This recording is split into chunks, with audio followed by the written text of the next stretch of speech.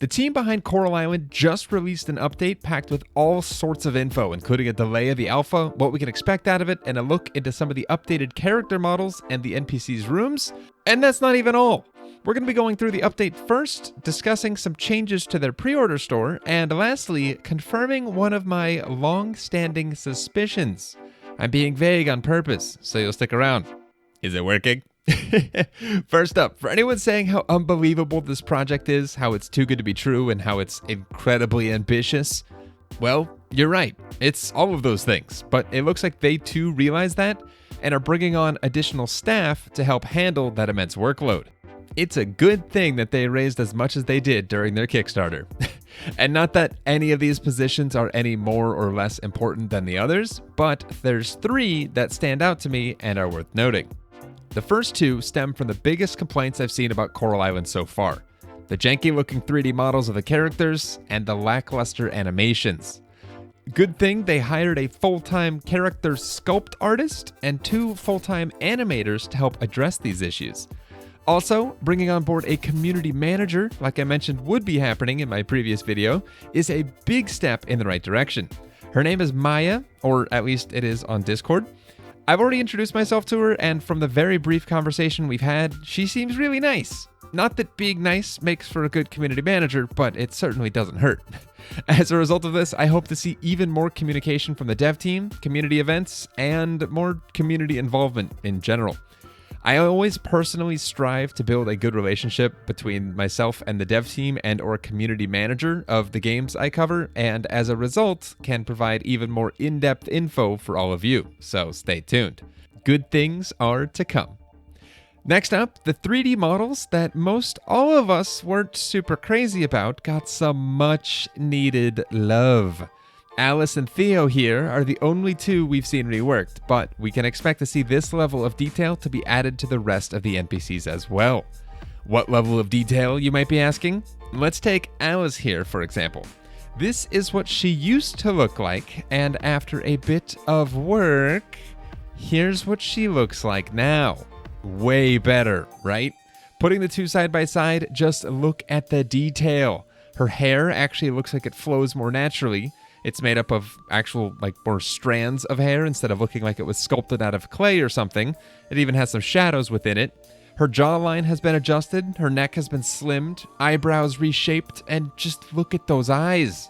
She actually looks alive now. After all, the eyes are the window to the soul, as they say.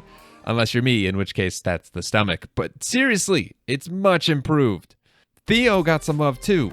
Lots of it, and I'm sure he will be getting quite a bit more love from the incredibly thirsty Coral Island community. Feel personally called out by that? Good.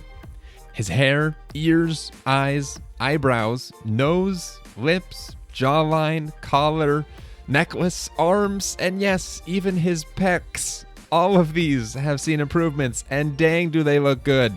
So much better than before. To think that this level of detail is going to be applied to all of the NPCs in the game, especially those romanceables? Oh boy, try to control yourself. Now, these improved character models won't be in the alpha, as you can imagine how much work it takes to tweak every single character, but we can expect to see them by the time early access rolls around at the end of the year. What a good time that will be. Oh, and if you saw this tweet that went out regarding both male and female NPCs with facial hair, in case you didn't pick up on it, that was an April Fool's joke. Not saying it can't happen, but I don't think it's planned for the game, though I'm sure someone will make a mod for this. Next up, the NPCs' bedrooms. That sounds like a really weird subject to discuss out of context, but I promise it's not. We've been shown concept art for both Alice and Archie's room, as well as a 3D rendering of Archie's room, but let's start with Alice's first. She has some classy taste, if I do say so myself.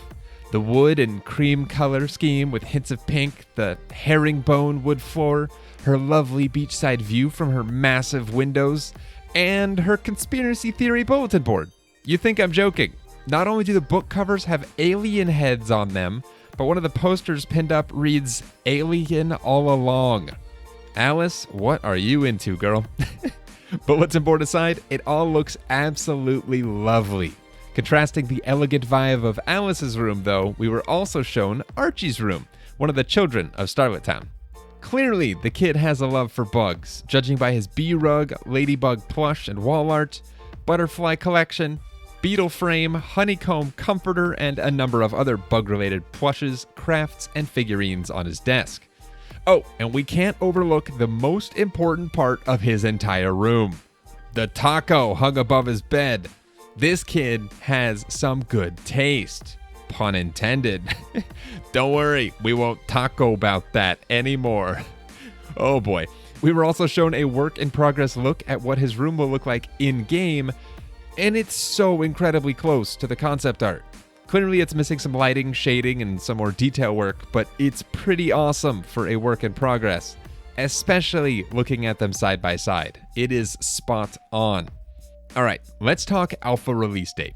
It's been delayed until July, which I actually think is a good thing. No one is more in tune with the devs' progress than the devs themselves, so if they need to push it back by a month, so be it. All that means for us is a more polished alpha. And I use the word polished very lightly. It's still going to be riddled with bugs for us to catch. Good practice for when the museum opens up to bug donations, am I right?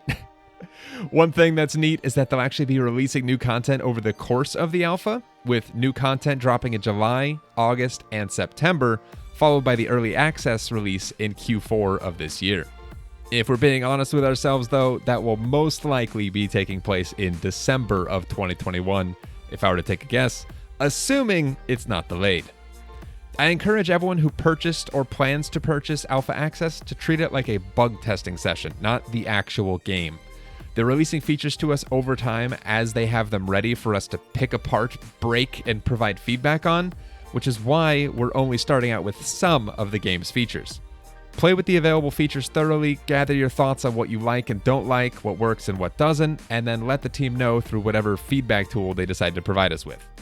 I might even see if I can put together some sort of bug compilation video if people would find that enjoyable. We'll have to see.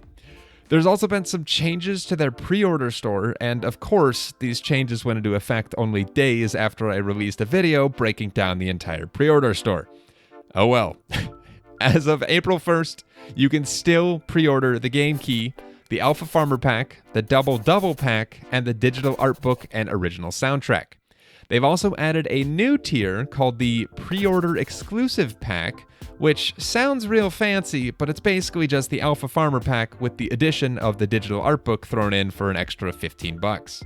The best values in my eyes are still the Alpha Farmer Pack if you're going in by yourself, or the Double Pack if you can partner up with someone and split the cost, or you just want two of everything for one reason or another. The game will also be releasing in 2 additional languages, Dutch and Italian, bringing the total number of officially supported languages up to 12. Notice I said officially. This is where the beauty of mods comes in. Don't see your language listed here? Someone can mod it into existence. It's beautiful. It's only been confirmed that English and Bahasa Indonesia will be available for early access, with the rest available by the time the full release comes around, but nothing has been said about what languages will be available in the alpha, to my knowledge. My guess is that it would also be English and Bahasa Indonesia, but we'll have to wait and see. Before I get to that long-standing suspicion of mine being confirmed, don't forget to leave a like and consider subscribing for more game coverage like this. I've been absolutely loving covering all things Coral Island and plan to keep that going for the foreseeable future. In their update, they posted at the very end a bug of the month. A giant stuck on a sprinkler spinning in circles. Giants, if you'll remember, are part of the Coral 3 that help protect and bring life to the island. What you might see as a funny bug, however, I see as something so much more. I plan to make an entire video dedicated to this topic, but this confirms it for me. The Giants are basically Coral Island's equivalent of Junimos in Stardew Valley and Harvest Sprites in Harvest Moon. How do I know that? Well, you'll just have to wait for that dedicated video, now won't you? And on that lovely cliffhanger, that's where I'm going to end things for today. As always, I hope you enjoyed today's video, and I hope you'll be back for more Coral Island coverage real soon. Also, for those that made it to the end here, if you happen to celebrate it, have yourselves a wonderful Easter weekend, and enjoy this wonderful Easter artwork. My name is DoctorDDub. Thank you all very much for watching, and until next time, as always, take care.